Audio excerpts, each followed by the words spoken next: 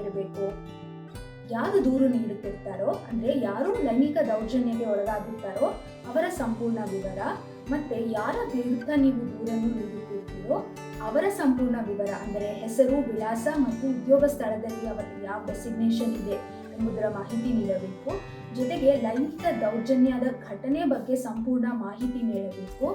ಘಟನೆ ನಡೆದ ಮುಂಚೆ ಮತ್ತು ಘಟನೆ ನಡೆದ ಮೇಲೆ ಯಾವ್ಯಾವ ಸಂದರ್ಭಗಳು ಎದುರಾಯಿತು ಅನ್ನೋದರ ಬಗ್ಗೆ ಕೂಡ ಮಾಹಿತಿಯನ್ನು ನೀಡಬೇಕಾಗುತ್ತೆ. ಅದೇ ರೀತಿ ಸಾಕ್ಷ್ಯಗಳಿದ್ರೆ ಅದನ್ನ ಮೆನ್ಷನ್ ಮಾಡಬೇಕು.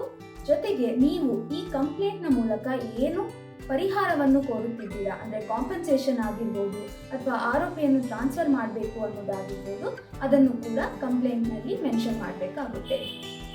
ಹಾಗಿದ್ರೆ ಅಕಸ್ಮಾತ್ ಆಗಿ ಖುದ್ದಾಗಿ ನಿಮಗೆ ಲಿಖಿತ ರೂಪದಲ್ಲಿ ಯಾವುದೋ ಕಾರಣದಿಂದ ಕಂಪ್ಲೇಂಟ್ ನೀಡಲಾಗ್ತಾ ಇಲ್ಲ ಅಂದರೆ ಏನು ಮಾಡಬೇಕು?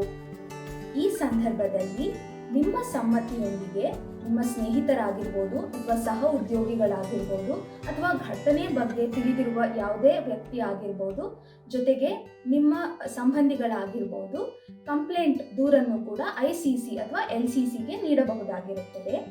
ರಾಜ್ಯ ಅಥವಾ ರಾಷ್ಟ್ರೀಯ ಮಹಿಳಾ ರಕ್ಷಣಾ ಆಯೋಗಗಳ ಅಧಿಕಾರಿಗಳ ಸಹಾಯವನ್ನು ಕೂಡ ತೆಗೆದುಕೊಂಡು ದೂರನ್ನು ನೀಡಬಹುದು.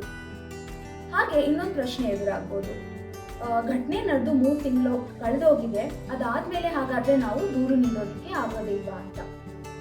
ಅದು ಆ ರೀತಿಯಲ್ಲ.